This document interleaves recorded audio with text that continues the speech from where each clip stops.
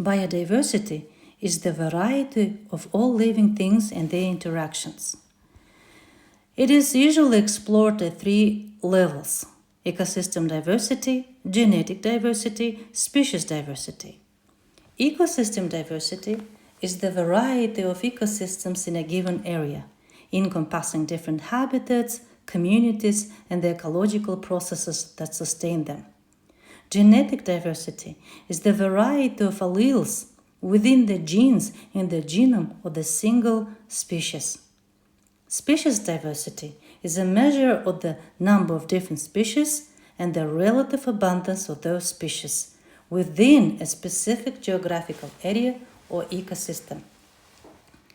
So we have to take into consideration 2 components of species diversity: species richness, which is the number of different species, and the species evenness, the relative abundance of those species. If 2 ecosystems have the same species richness but different species evenness, then the one with the greatest species evenness is more diverse. For instance, a spruce tree has different species. The research was made to identify diversity of the spruce tree species in 2 different ecosystems of different altitudes, lower and higher. As you can see from the screen, from this table, both areas had the same species richness. If we count the species found in both areas, it equals to 6. 1, 2, 3, 4, 5, 6.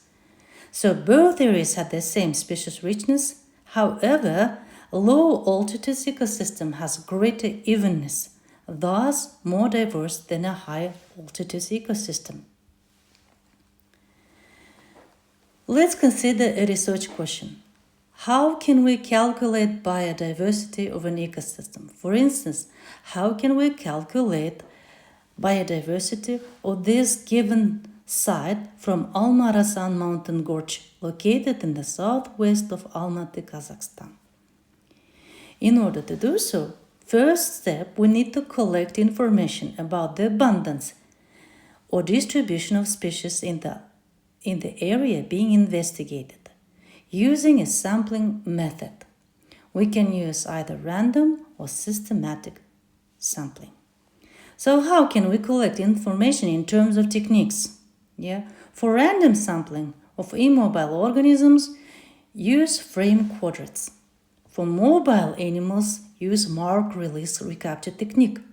For systematic sampling, we can use line or belt transit technique. Line transit gives qualitative data, whereas belt transit gives quantitative data. So how can we organize our collecting data? We need to come up with relevant table as shown in the screen. So when we do the sampling, we'll be doing a random sampling. In a random sampling, we'll use frame quadrats and we'll be randomly throwing or placing quadrats, and in those quadrats, we need to identify species, count them and record in such table. So let's say we found species A in this site and species B. Species A found to be in first quadrant only 2, second 0, here 5.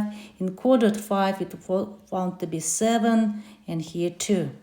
Species B, on those placed quadrants, in first place quadrant was to be found 5, here 1, 5, 3, 0, 0. And we could also count the total number of species found. So A altogether 16 and B 9. So we have now random sampling results. We can use sampling results to calculate the species diversity of the area being investigated with Simpson's index of diversity. For it, we use this formula, where capital N is the total number of organisms of all species present, and lowercase n the total number of organisms of a particular species. So let's say we found species A, species B, species C, species D, and E. Altogether, species A was 16, B 9, 25, 32, and 3.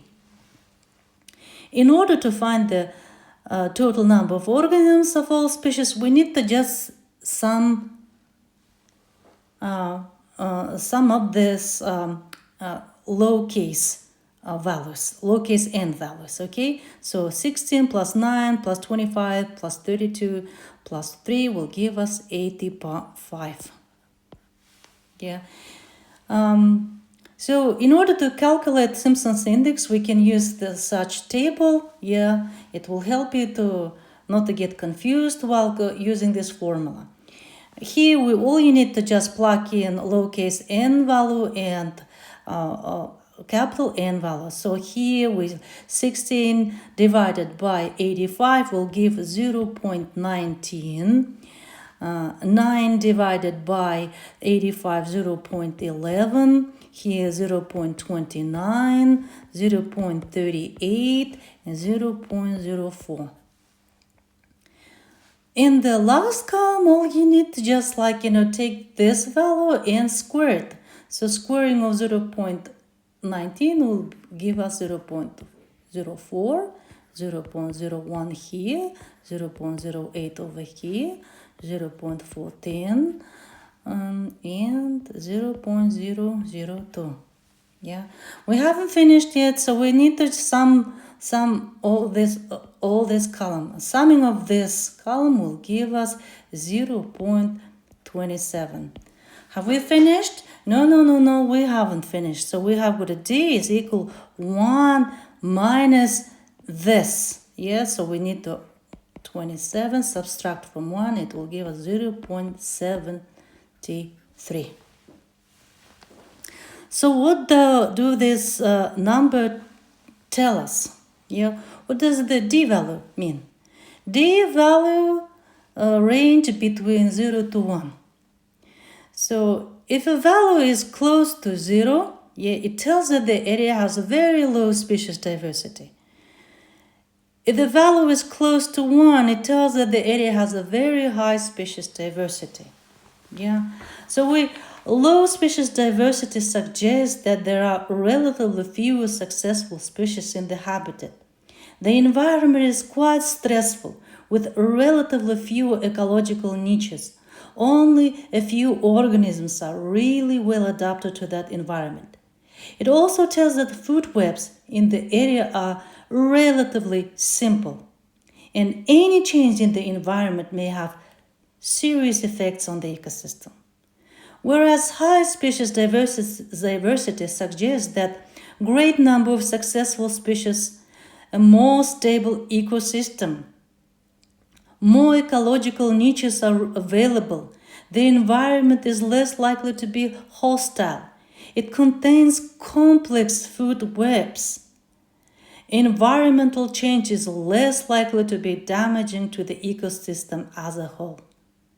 Yeah. In other words, highly diverse ecosystems are more stable and resilient, meaning they can better resist and recover from disturbances, maintain consistent aggregate properties over time, and buffer against invasions. In our case, our site, as we found here, it turns out to be quite diverse.